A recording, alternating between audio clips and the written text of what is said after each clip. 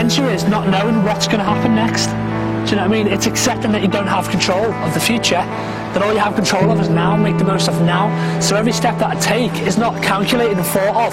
It's just, I put my body into that position and I adapt to it. When you think ahead in the future, it prevents you from being in the moment now. And when you're in the moment is when you are able to do things that other people, you know, can't understand or put the finger on, you know.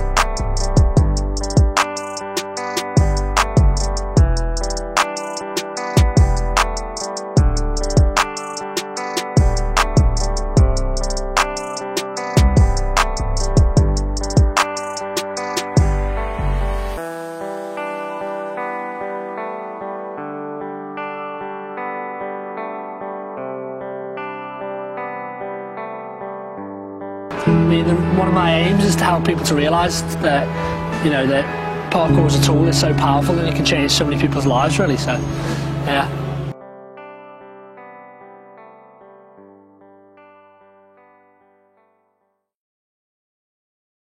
And I was thinking backstage, I'm someone who is on a journey to try and maintain a childlike sense of wonder.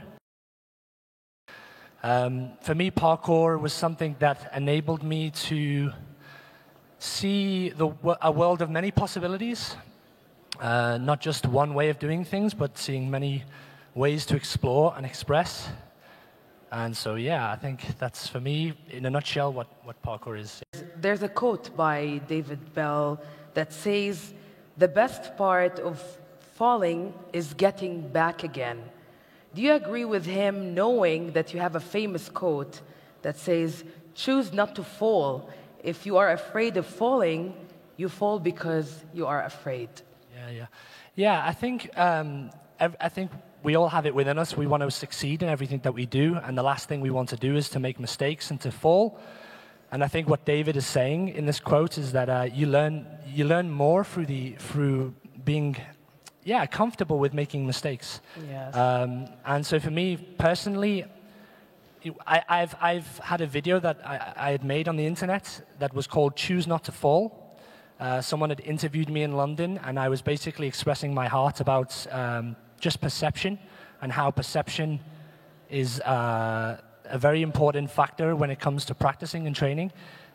And so in the documentary where they're asking me questions, I say that falling is a choice, and that, you should choose not to fall. But it's been taken out of context because people will think I'm talking physical falling. But for me, again, it's based on your perception of what falling is.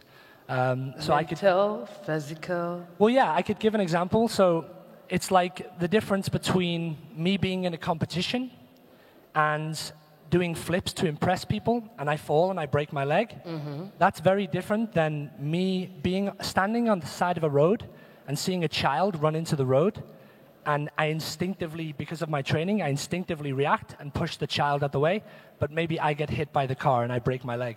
Mm-hmm. There's a difference. Yes.